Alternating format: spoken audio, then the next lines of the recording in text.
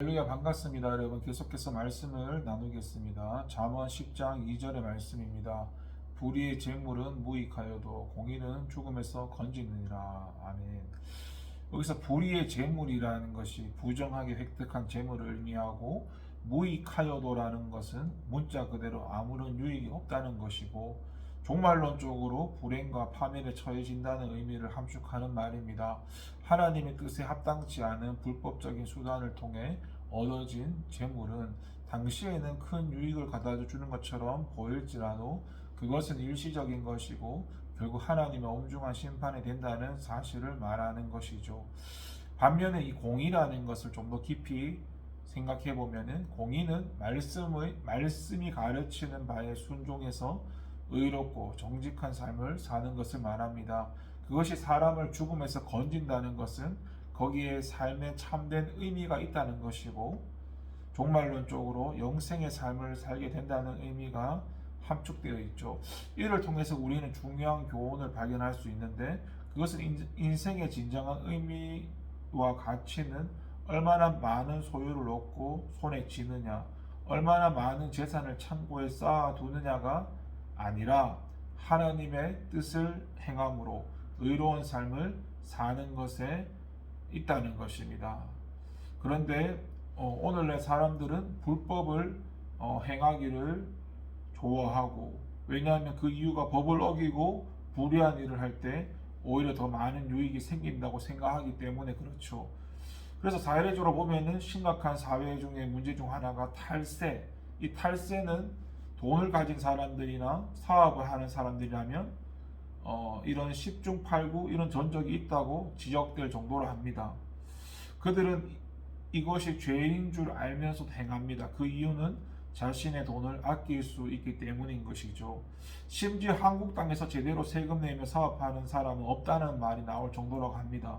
이처럼 잠깐 유익을 위해 사회의 작은 어떤 그 약속조차 철저히 무시해버리는 이들이 하나님의 말씀에 대해서 어떻게 하겠습니까? 세상법에 대해서도 지키지 않고 사는 자들이 보이지 않고 현세에서 아무런 제재도 가할 수 없는 것처럼 보이는 이 하나님의 법을 무시하는 것은 그야말로 당연한 것이죠. 그러나 여러분, 이런 그들이 진정한 삶의 의미와 가치를 몰라서 저지른 것입니다. 그들의 삶의 진정한 의미를 얼마나 많이 지고 얼마나 많이 소유하고 얼마나 많은 재물을 쌓아두냐에 두고 있기 때문에 그런 것이죠.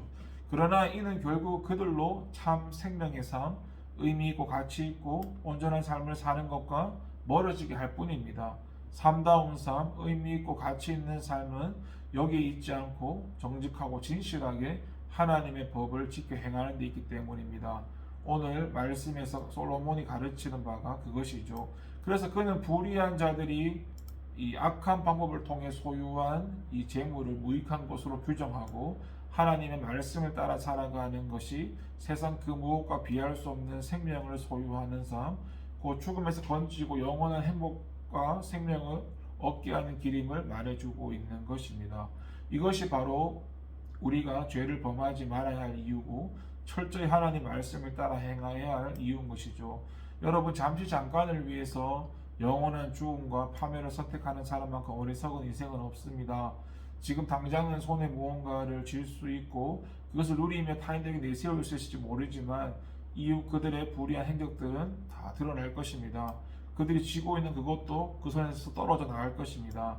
그러나 당장 어렵고 힘든 길을 할지라도 끝까지 의로움의 길을 포기하지 않는 자들은 진정한 승리자의 반열에 오르게 될 것입니다. 의로운 삶, 가치 있고 소중한 삶을 살았던 사람으로 기억되며 영원히 계시며 신실하시고 의로우신 하나님부터 의로움을 인정받고 그의 근거에서 영생을 선사받게 될 것입니다. 기도하겠습니다. 하나님, 감사합니다. 인생의 의미는 소유의 많고 적음이 아니라 말씀을 지키는 데 있다고 했습니다. 늘 하나님 말씀을 사모하며 살아가는 우리가 되게 하여 주시옵소서. 예수님 이름으로 기도합니다. 아멘.